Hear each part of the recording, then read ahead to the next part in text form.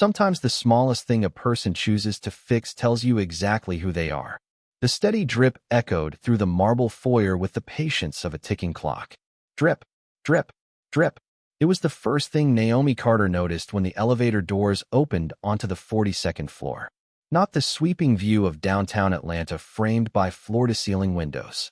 Not the polished black grand piano standing beneath a modern chandelier. Not even the silence that usually belonged only to homes so expensive they seemed untouched by ordinary life. It was the sound of water refusing to be ignored. Naomi tightened her grip on the worn leather folder that held her resume. She checked the time on her phone. 8:53. 7 minutes early. Early enough to steady her breathing before meeting the billionaire everyone described as brilliant, impossible, and emotionally unavailable. She had almost canceled twice that morning.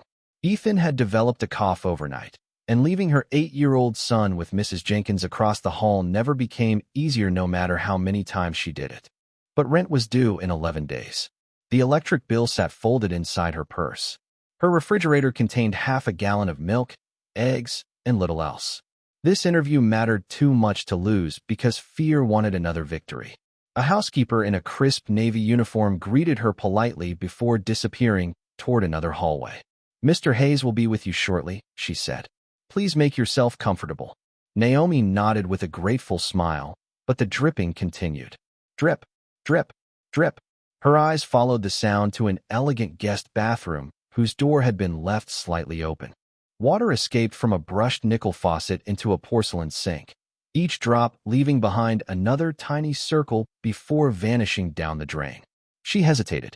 This was not her home. She was a guest, a job applicant. The reasonable thing would be to sit quietly and wait. Yet every drop felt strangely wasteful. Her father had spent 30 years repairing plumbing throughout neighborhoods where families stretched every dollar. He used to tell her that small leaks always became expensive problems because everyone assumed someone else would handle them tomorrow.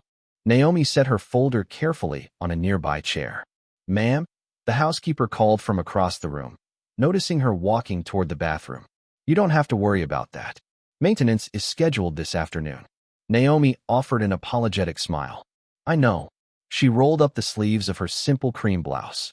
"But it's only a loose packing nut, I think." The older woman blinked with visible confusion. "You know plumbing? Enough to keep my dad from climbing under every sink alone when I was growing up."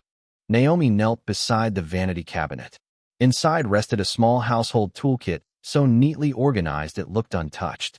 She selected an adjustable wrench almost by instinct. The drip continued. She closed the shutoff valve slightly, adjusted the fitting with practiced care, then reopened it. Silence. She waited. 5 seconds. 10. 15. No drip. She turned the handle gently. Water flowed in a smooth stream before stopping completely when she closed it again. "There," she whispered almost to herself. "That should buy it some time." The housekeeper stared at the faucet, then at Naomi. Most people would have pretended they didn't hear it. Naomi shrugged lightly. "Maybe.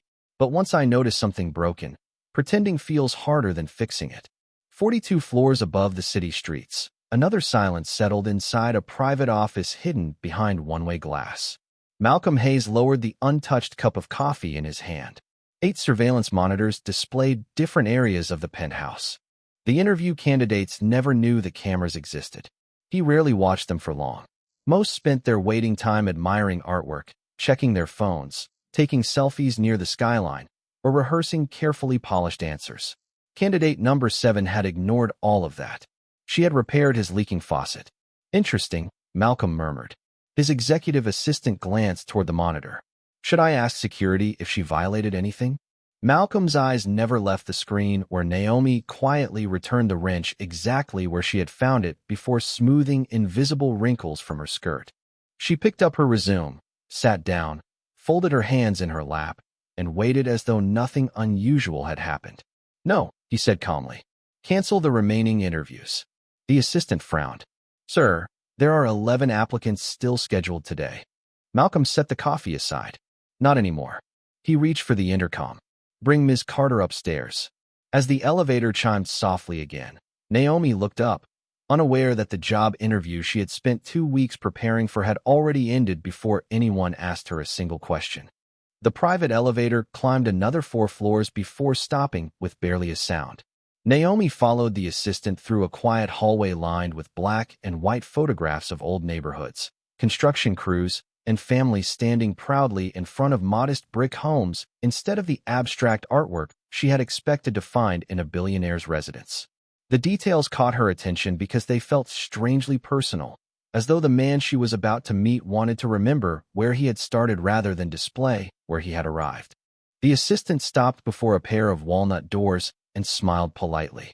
"Mr. Hayes will see you now." Naomi stepped inside and found Malcolm Hayes standing near a wall of windows overlooking the city. At 39, he carried himself with the quiet confidence of someone accustomed to making decisions that changed thousands of lives. His charcoal suit was perfectly tailored, but there was nothing flashy about him. His hands rested loosely behind his back, and his expression revealed almost nothing. He studied Naomi for several silent seconds before motioning toward a chair across from his desk. "Please sit, Miss Carter." "Thank you, sir." She settled carefully into the chair, placing her resume on the desk without sliding it toward him. Malcolm remained standing. "Tell me something." Naomi looked up. "Yes, sir." "Why did you repair my faucet?" She blinked once, surprised that this was his opening question. "Because it was leaking. I did not ask why it needed to be repaired." His voice stayed calm. "I asked why you chose to repair it." Naomi considered her answer instead of rushing to fill the silence. "Because someone was going to lose water until somebody decided to care." Malcolm watched her closely. "You were here for a job interview." "I was. Not a maintenance position."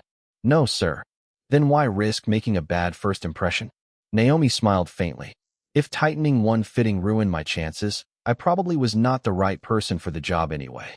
For the first time, something almost invisible shifted in Malcolm's expression. Not quite a smile.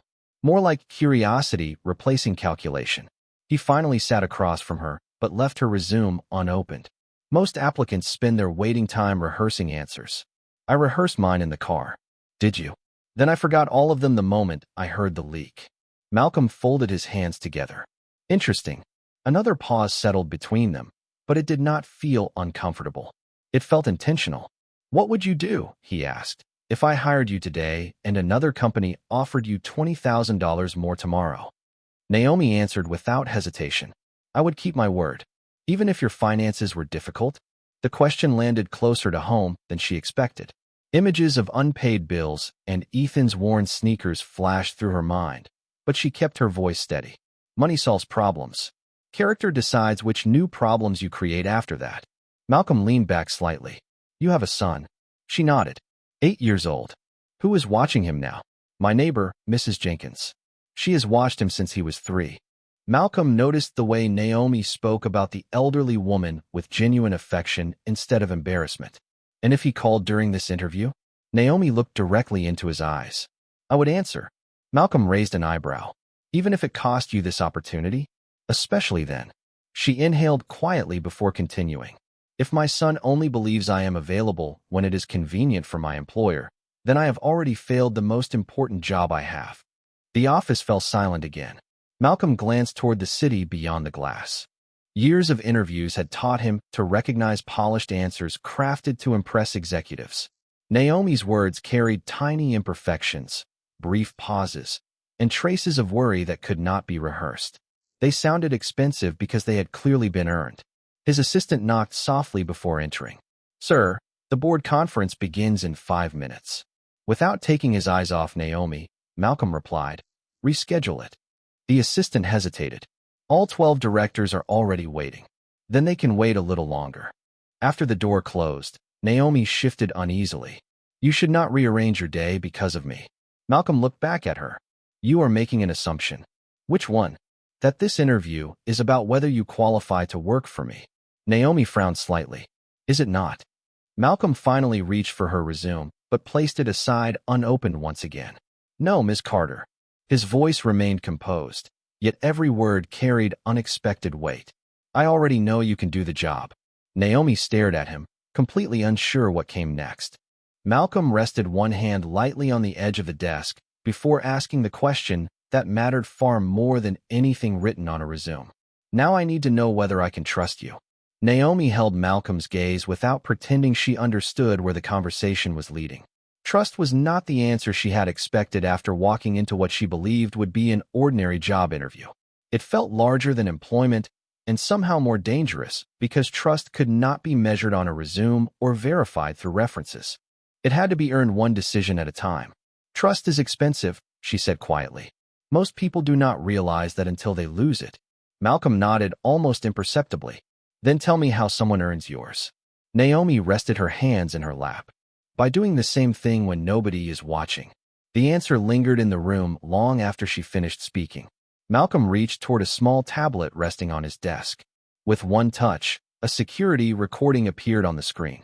Naomi immediately recognized herself kneeling beside the bathroom sink, adjusting the leaking faucet while believing she was completely alone. She felt her cheeks warm slightly. You have cameras. Only in the common areas, Malcolm replied evenly. Every applicant signs a privacy notice before entering the elevator. Naomi remembered the digital form she had accepted downstairs without reading every line. Malcolm paused the recording at the moment. She carefully returned the wrench to its place. Do you know what every other applicant did while waiting this morning? Naomi shook her head. One spent 12 minutes taking photographs of the skyline. Another called a recruiter to negotiate a higher salary before meeting me. 3 complained because the interview started late. 2 searched online for my personal life. He looked back at her. You fixed something that did not belong to you. Naomi lowered her eyes for a moment before answering. It belonged to someone. Malcolm did not respond immediately. Instead, he stood and walked toward the windows overlooking the city. Thousands of cars crawled through the afternoon traffic below like tiny streams of light. People often assume leadership is about solving large problems, he said. The truth is that companies collapse because enough people ignore the small ones. Naomi found herself listening less like an applicant and more like someone hearing a lesson she had not realized she needed. My father used to say almost the same thing, she admitted. He always repaired little leaks before they flooded someone's house. Malcolm turned slightly. Your father was a plumber. For 30 years. A faint smile crossed her face. He believed every family deserved running water, whether they could afford it or not. Sometimes he accepted homemade pie instead of payment. Malcolm noticed the pride in her voice. Not nostalgia. Pride. Is he still living? Naomi's smile softened. No, sir. It has been 4 years. The silence that followed carried quiet respect rather than pity. Malcolm returned to his desk and finally opened her resume for the first time. He scanned it quickly before closing the folder again. You have worked as an office administrator, customer service representative, and scheduling coordinator. Yes. None of those jobs lasted more than 3 years. Naomi answered honestly. Companies closed. Budgets changed. One position disappeared after a merger. She hesitated briefly. Life does not always ask for permission before changing your plans. Malcolm nodded once. No, it does not. He pressed another button on the intercom. Linda, please come in. The assistant entered carrying a slim folder. Malcolm handed it to Naomi. This is not an employment contract. Naomi opened it carefully. The first page outlined a 30-day evaluation period as Executive Household Operations Coordinator, a position she had never seen advertised. There is no salary listed, she observed.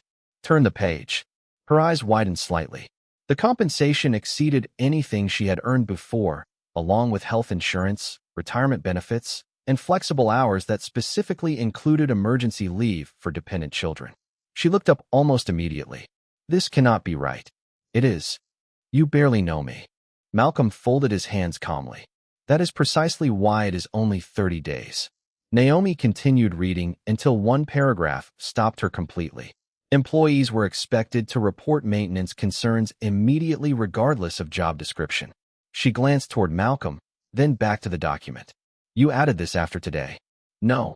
His expression remained unreadable. It has been company policy for 11 years. Naomi looked genuinely surprised. Malcolm allowed himself the smallest hint of satisfaction. You simply became the first applicant to prove you believed it before you knew it existed. Before Naomi could answer, the office door opened again. This time the interruption carried a different energy. A sharply dressed man in his 50s stepped inside, without waiting to be invited. His polite smile never reached his eyes as they settled on Naomi. Malcolm, he said evenly. The board has been waiting almost 30 minutes. Then his attention shifted back toward her. I certainly hope delaying 12 directors was worth it. The man closed the office door behind him with the quiet confidence of someone who had done it 1,000 times before. His silver tie was perfectly centered, his posture impeccable, and the expensive watch beneath his cuff caught the afternoon sunlight for only a second before disappearing again. Naomi instinctively stood, uncertain whether she should excuse herself. Malcolm remained seated. Ms. Carter, this is Victor Langford, Chief Financial Officer. Victor offered a courteous nod that somehow felt colder than silence. It is a pleasure to meet you. Naomi returned the gesture politely. Likewise, sir. Victor shifted his attention back to Malcolm. The directors are becoming concerned. You have never postponed a quarterly board meeting for an applicant. Malcolm answered without raising his voice. There is a first time for everything. Victor's expression barely changed, but Naomi noticed the brief tightening around his eyes. It lasted less than a second before disappearing behind practiced professionalism. Very well, Victor replied. I will inform them you require another 15 minutes. He paused before reaching for the door. I sincerely hope your confidence proves justified. After he left, the office felt noticeably quieter. Naomi glanced toward Malcolm. I think I have already caused enough trouble today. No, Malcolm answered calmly. You revealed something. She looked puzzled. About what? About the people around me. Naomi did not understand, but she sensed he was not expecting an answer. Malcolm rose from his chair and crossed the room toward one of the framed photographs she had noticed earlier. It showed an aging brick apartment building with children riding bicycles along cracked sidewalks. Unlike the luxury surrounding them, the picture seemed almost ordinary. Do you know why this photograph hangs here instead of a painting worth $500,000? Naomi stepped closer, studying the faded image. Because it matters more. Malcolm looked at her with quiet surprise. Most visitors assume it is one of my company's first developments. It is not. He shook his head. That was the apartment where I grew up. Naomi looked back at the photograph, seeing it differently now. The building no longer represented old brick and weathered windows. It represented beginnings. My mother worked 2 jobs, Malcolm continued. She believed if something broke, you repaired it before it became someone else's burden. His voice remained steady, yet every word carried a weight that did not belong to business. One winter, a pipe inside the building leaked for weeks. Tenants complained. Management delayed repairs because replacing one section of pipe would have cost money. He paused briefly. Small problems have a habit of becoming large ones. Naomi remained silent.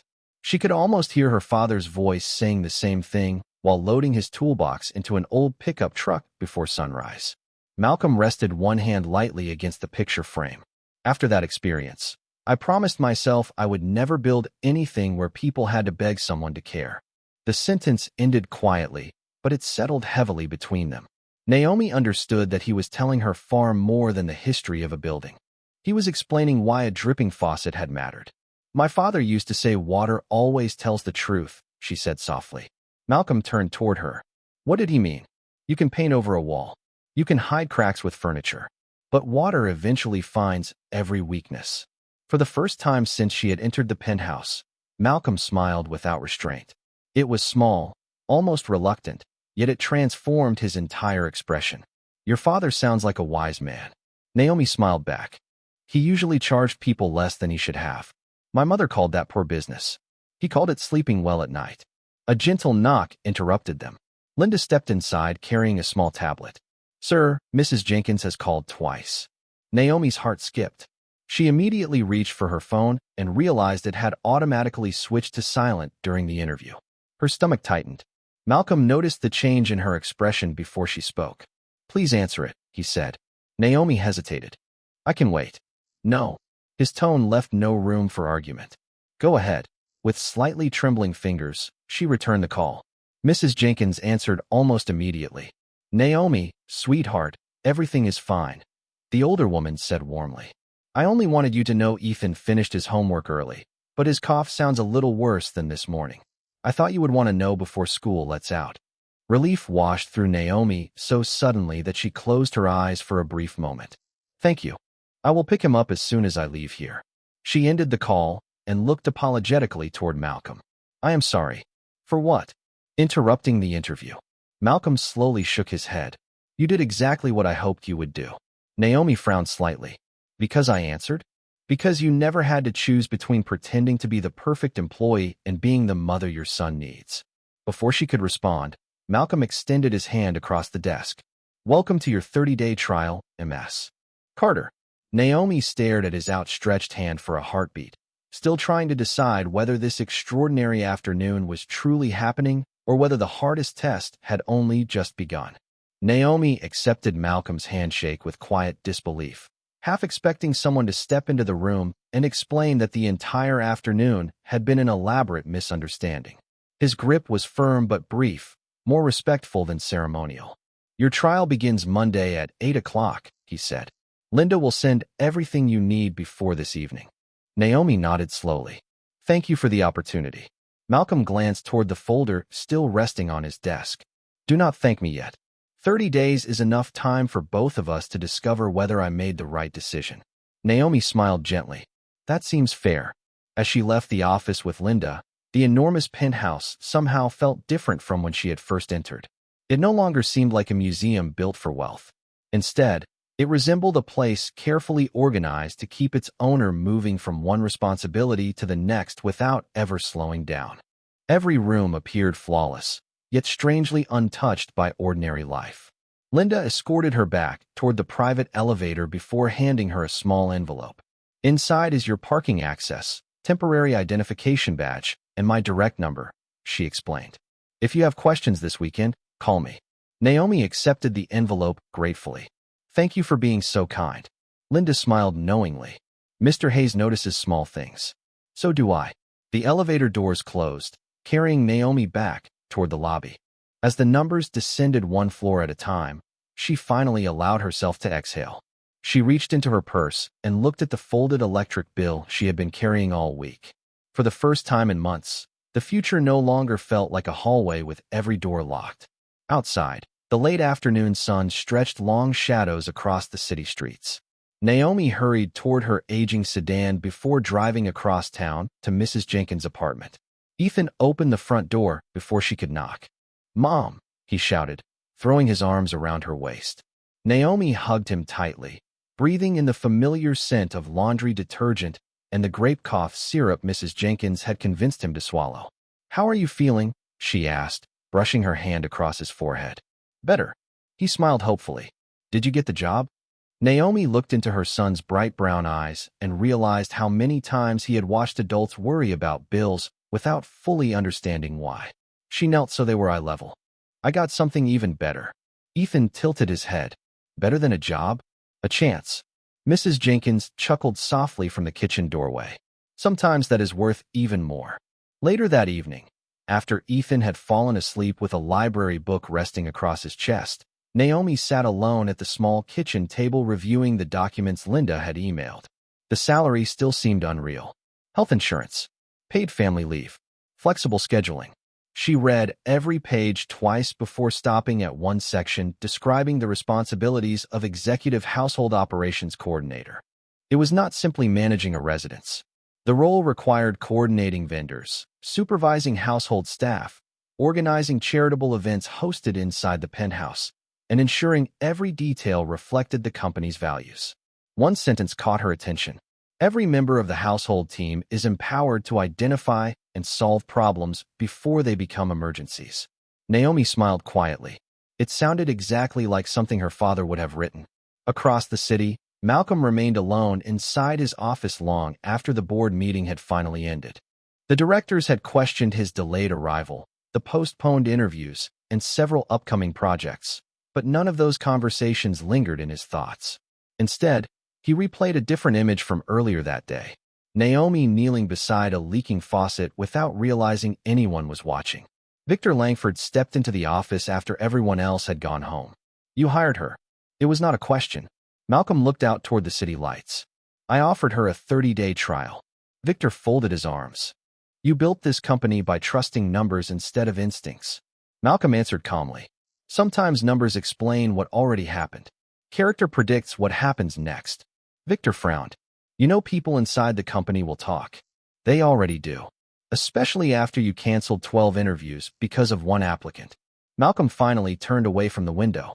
No, I canceled them because I stopped looking.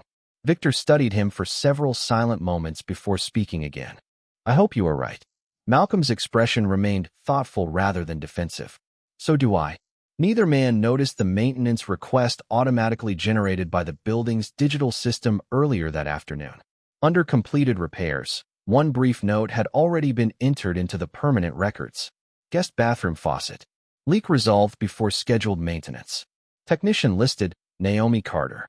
Malcolm looked at the city one last time before switching off the office lights, unaware that a repair too small for anyone else to remember had quietly become the first page of a story that would soon test far more than either of them could imagine. Monday morning arrived wrapped in cool autumn air and a sky the color of polished steel. Naomi parked her aging sedan in the employee garage 30 minutes early, partly because she refused to be late on her first day and partly because she needed a few extra minutes to convince herself she belonged there. The temporary identification badge rested against her blouse as she stepped into the private elevator. Unlike the anxiety she had carried during the interview, today brought something quieter. Determination. The penthouse was already awake when the doors opened. Fresh coffee filled the air. Housekeepers moved through the spacious rooms with practiced efficiency, while soft piano music drifted from hidden speakers. Linda greeted Naomi with a warm smile and a neatly organized binder. Welcome aboard. We have a busy day. Naomi accepted the binder. Where do we begin? With breakfast. Naomi glanced toward the dining room, expecting an elaborate buffet. Instead, she found a single place setting, black coffee, plain oatmeal, fresh fruit, and a tablet displaying the day's schedule. Malcolm entered a moment later, already dressed for a full day of meetings. Good morning, Miss Carter. Good morning, sir. He sat down without ceremony and looked briefly at the oatmeal before asking, what is the first responsibility of your position? Naomi opened the binder instinctively, but Malcolm gently shook his head. Not the manual. Your answer. She looked around the room for a moment before speaking, to notice what everyone else walks past. Malcolm nodded once. Good. He stood after only a few bites of breakfast. Walk with me. They moved through the penthouse at an unhurried pace. Malcolm asked no complicated business questions. Instead, he pointed toward ordinary details. A loose cabinet hinge. A calendar with 2 overlapping appointments. A flower arrangement beginning to wilt near the entrance. Naomi understood the pattern almost immediately. None of these were emergencies. Not yet. People believe leadership is solving disasters, Malcolm said quietly as they reached the library. Most disasters begin as ignored inconveniences. Naomi smiled faintly. My father would have liked you. I suspect I would have liked him as well. Before she could answer, Linda approached carrying a clipboard. The catering company for tomorrow night's charity dinner just called. Their delivery truck broke down. They cannot guarantee arrival before the guests. Linda's expression remained professional, but Naomi recognized the concern behind it. More than 200 donors were expected to attend the annual education fundraiser hosted inside the penthouse. Malcolm looked toward Naomi instead of Linda. How would you handle it? It was a test. Naomi knew it instantly. She resisted the urge to answer too quickly. First, I would ask how much food is already prepared instead of assuming nothing can be saved. Then I would contact local vendors close enough to fill only the missing portions instead of replacing the entire order. Finally, I would stagger service times slightly if necessary so guests never notice the adjustment. Linda blinked with pleasant surprise. Malcolm simply said, make the calls. For the next 2 hours, Naomi worked steadily from the small operations office beside the kitchen. She spoke calmly with caterers, local bakeries, rental companies, and delivery drivers. Her notebook gradually filled with names, backup plans, arrival windows, and confirmation numbers. Nothing dramatic happened. There was no miracle. Only patient problem, solving one phone call at a time. Shortly before noon, Linda entered with a relieved smile. You found 3 local partners willing to help. Naomi closed her notebook. People usually say yes when they know exactly what you need instead of hearing that everything is falling apart. Linda laughed softly. You have done this before. Not charity galas. Naomi admitted. Just life. Across the hallway, Malcolm watched the conversation through the open doorway without interrupting. Victor Langford happened to pass beside him and noticed the same scene. Naomi was thanking a delivery coordinator by name, asking about his daughter's soccer tournament after overhearing the information during an earlier call. The man laughed through the speakerphone before promising to move their order to the front of the schedule. Victor folded his arms thoughtfully. She remembers everyone's names. Malcolm kept watching. She remembers they are people first. Victor remained unconvinced. Kindness does not appear on quarterly reports. Malcolm answered without looking away. No, but it usually appears long before loyalty does. Neither of them noticed that one of the younger housekeepers standing nearby had quietly stopped looking frightened. For the first time since starting work at the penthouse months earlier, she had just watched someone solve a difficult problem without raising a voice, assigning blame, or making anyone feel small. By the end of Naomi's first morning, the charity dinner was back on schedule. The staff moved with renewed confidence, and the penthouse somehow felt warmer than it had only a few hours earlier. Yet far beyond those quiet victories, another conversation had already begun inside the executive offices downstairs, where several board members were asking the same unexpected question. Who exactly was Naomi Carter, and why had she earned more of the chief executive officer's attention in one morning than some executives had managed in 10 years?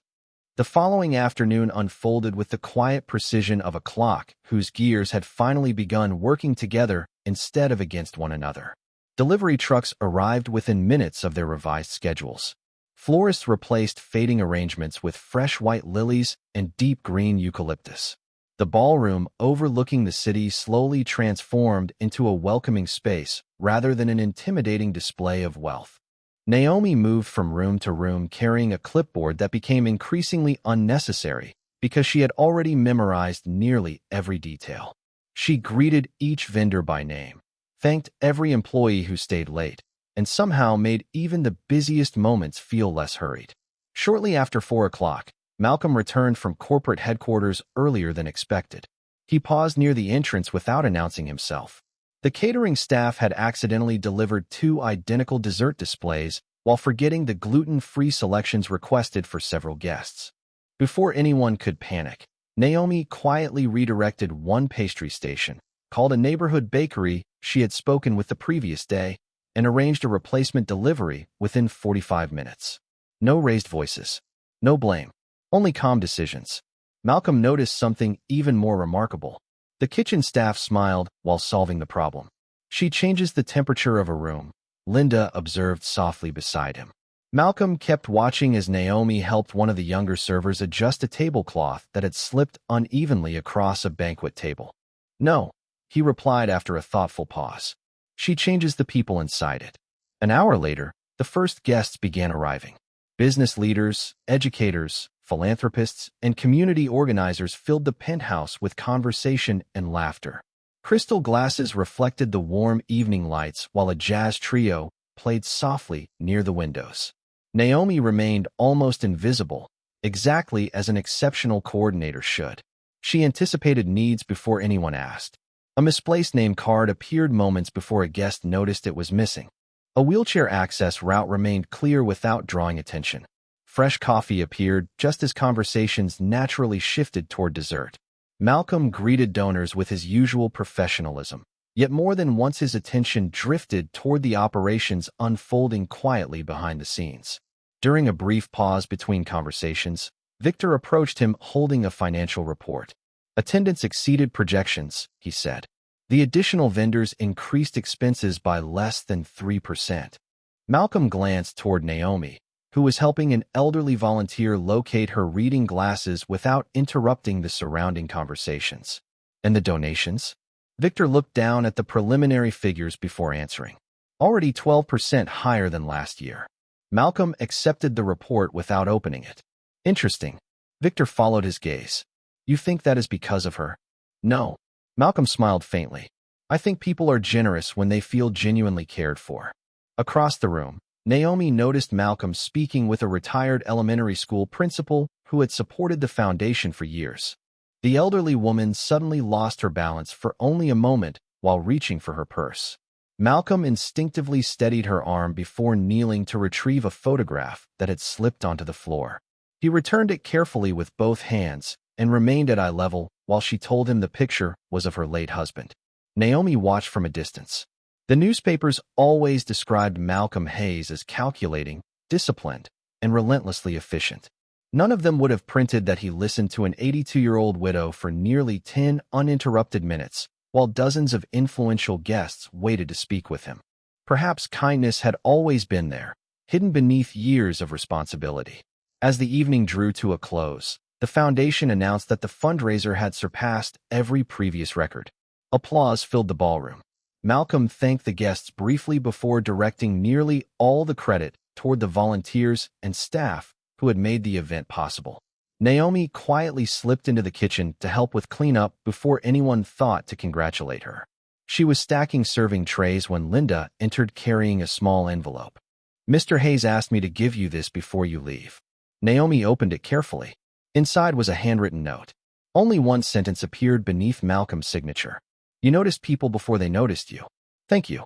Naomi folded the note with unexpected care and slipped it into her purse beside Ethan's school photograph. She had no idea that while she was leaving through the employee entrance, someone else had been watching from the parking garage across the street. A camera lens lowered slowly behind the tinted window of a parked vehicle, and a single photograph of Naomi walking toward her old sedan was quietly sent to an anonymous recipient with a brief message that contained only 7 words. "Find out everything about Naomi Carter immediately." The next morning began with headlines instead of sunlight. Linda hurried into Malcolm's office carrying a tablet whose screen displayed a business blog that rarely missed an opportunity to speculate about executives' private lives. Someone had published a photograph of Naomi leaving the employee garage beside her aging sedan beneath a carefully chosen caption asking why the chief executive officer of Hayes Development Group had suddenly postponed an entire day of interviews for an unknown single mother. The article offered no accusations, only carefully arranged questions designed to let readers invent their own answers. Malcolm scanned the page without visible emotion before setting the tablet aside. "Who released this?" he asked. Linda shook her head. "The image was taken from outside company property. Our security team is already tracing the source." Malcolm nodded once. "Do not respond publicly. Sir, Communications recommends issuing a statement before the story spreads." "No." His answer came without hesitation. People who profit from speculation usually lose interest when nobody argues with them. Meanwhile, Naomi knew nothing about the article. She spent the morning reviewing inventory reports for the Foundation's educational programs before receiving an unexpected call from Ethan's elementary school. Her heart tightened immediately. "Is everything all right?" she asked. The school secretary reassured her that Ethan was perfectly safe. His science class had simply moved an exhibition to the following afternoon because several parents wanted to attend. "He was hoping you might be there," the secretary explained kindly. Naomi looked at the calendar on her desk. The exhibition overlapped with a planning session Malcolm had scheduled weeks earlier for several major housing initiatives. She thanked the secretary and promised to call Ethan during lunch. For several minutes, she stared quietly at the schedule. The old fear returned almost instantly. Every working parent eventually reached the same painful intersection where 2 important responsibilities occupied the exact same hour. Before she could decide what to do, Malcolm appeared in the doorway. "Do you have a moment?" Naomi stood. "Of course." He noticed the concern in her expression almost immediately. Something happened. Naomi hesitated. Ethan's school changed the schedule for his science exhibition. Malcolm waited without interrupting. "It is tomorrow afternoon. It conflicts with the development meeting." She lowered her eyes briefly. "I am still trying to figure out how to make both work." Malcolm remained silent for a few thoughtful seconds before asking a question she did not expect. "Which event will Ethan remember 20 years from now?" Naomi looked up. "The science exhibition." "Which meeting can I reschedule?" She blinked in surprise. "The housing committee can meet Thursday." Malcolm nodded. "Then there is your answer." Naomi shook her head gently. "You should not have to move executives around because of my family." Malcolm's expression stayed calm. "I am not moving the meeting because of your family." He picked up the printed agenda from her desk. "I am moving it because the person I hired consistently makes wise decisions. I expect her to continue doing that at home as well." Naomi felt unexpected emotion rise behind her eyes, but she steadied her voice before speaking. "Thank you." After Malcolm left, Victor entered the office carrying several financial reports. He glanced toward the revised calendar displayed on Naomi's computer. "The meeting changed." "Yes." Victor studied her for a moment before speaking more softly than usual. You know there are people inside this company who will assume you requested special treatment. Naomi answered honestly. I know. Does that concern you? She looked through the window toward the city below before replying. Very much. Victor nodded slowly. Good. Naomi turned toward him, surprised. He offered the smallest hint of a smile. People who stop worrying about fairness are usually the first to abuse it. As he walked away, Naomi returned to work with renewed focus, unaware that the anonymous article had already reached several board members. In another office across town, an investigator placed a thin folder onto someone's desk. The first page contained nothing unusual. Employment history, credit reports, school records. But clipped beneath those documents rested a faded newspaper photograph taken more than 20 years earlier. It showed a neighborhood plumber smiling beside a repaired community water line, while a little girl stood proudly at his side, holding an oversized wrench almost as long as her arm. A handwritten note beneath the picture read, "Keep looking." Her father worked on one of the Hayes family properties before anyone became wealthy. The following afternoon, the elementary school gymnasium buzzed with the cheerful energy that only children could create. Folding tables displayed handmade volcanoes, solar systems built from painted foam balls, and carefully labeled science experiments assembled with more enthusiasm than precision. Naomi arrived 10 minutes early, still wearing her company identification badge beneath a light sweater. Ethan spotted her almost instantly. His face lit up with a smile that erased every mile she had driven and every difficult decision she had made that week. You came, he whispered, wrapping his arms around her. Naomi knelt beside him and kissed the top of his head. I told you I would. Ethan proudly guided her to a cardboard display explaining how simple plumbing systems delivered clean water into homes.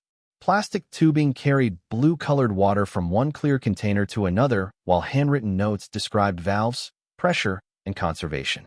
Naomi stared at the project in quiet disbelief. You chose plumbing? Ethan nodded proudly. Grandpa fixed pipes. You said helping people have clean water was important because everybody needs it. Naomi felt her throat tighten. Some lessons survived long after the people who taught them were gone. As Ethan demonstrated how the tiny valves worked, another visitor paused quietly a few feet away. Malcolm Hayes had arrived without an announcement, carrying a modest donation check for the school's community education program after learning about the exhibition from the principal earlier that morning. He stopped when he recognized Naomi beside Ethan's display. Before he could step forward, the principal greeted him warmly. Mr. Hayes, thank you for coming. One of our students actually built his project around the importance of maintaining water systems. Malcolm smiled politely. I would like to see it. Ethan looked up as the two approached. Naomi stood, surprised but composed. Good afternoon, sir. Malcolm nodded. Good afternoon, Miss Carter. Then he turned toward Ethan. You must be Ethan. The boy extended his hand with careful seriousness. Yes, sir. Malcolm shook it gently. Your mother tells me you work hard. Ethan grinned. Mostly. Malcolm studied the small plumbing display with genuine interest. Did someone help you build this? Ethan proudly pointed toward Naomi. Mom showed me how the valves work, but Grandpa taught her before he went to heaven. Malcolm crouched beside the display until he was eye level with the project. Your grandfather must have been an excellent teacher. Ethan nodded. He said if you fix little leaks today, people do not have to cry tomorrow. Malcolm remained still for a long moment. The words settled somewhere deep inside him because they sounded remarkably similar to lessons his own mother had repeated throughout his childhood. Before he could respond, the principal handed him an old scrapbook documenting neighborhood improvement projects completed decades earlier. We found this while preparing today's exhibit, she explained. Many local volunteers helped build this community. Malcolm turned a few yellowed pages before stopping abruptly. A familiar street. A modest apartment building. Several workers standing beside newly installed water lines. One of them was a smiling plumber holding a heavy wrench. Standing beside him was a little girl with bright eyes proudly gripping a much smaller tool. Malcolm recognized the building immediately. It was the same apartment complex where he had grown up. Naomi looked at the photograph and quietly drew in a breath. That is my father. Malcolm lowered the scrapbook slightly, unable to hide his surprise. A handwritten caption beneath the picture read, Volunteer plumbing repairs completed after winter pipe failures. Community families donated labor, so every apartment would have running water again. Malcolm remembered those repairs. He remembered his mother crying with relief when clean water finally flowed from their kitchen faucet after weeks of uncertainty. He had been only a boy, but he had never forgotten the man who refused payment because, as his mother later explained, some things mattered more than money. Malcolm slowly looked back at Naomi. "Your father repaired our building." Naomi nodded softly. He never talked much about it. He only said the families there had already paid enough. For several quiet seconds, neither of them spoke. The coincidence felt too meaningful to dismiss and too natural to call fate. It was simply one act of kindness reaching across decades until it quietly found its way home. Ethan tugged gently on Malcolm's sleeve. "Would you like to see how the valve works?" Malcolm smiled with warmth that no boardroom had ever witnessed. "I would like that very much." As the blue water began flowing smoothly through the small plastic pipes, Malcolm noticed a tiny drip forming beneath one loose connection. Before Ethan could reach for it, Malcolm quietly picked up the miniature wrench lying beside the display. Naomi laughed softly. "This time," she said, watching him tighten the fitting with careful hands, "you noticed it first." Malcolm looked at the steady stream of water flowing without a single drop escaping and smiled. "Someone once reminded me that small things deserve to be fixed before they become bigger ones." Around them, children continued laughing. Parents applauded one another's projects, and ordinary life carried on exactly as it should. Yet for Malcolm and Naomi, the smallest repair had completed a circle that neither of them had known began many years before, proving that genuine kindness never truly disappears. Sometimes it simply waits patiently until the day it finds its way back.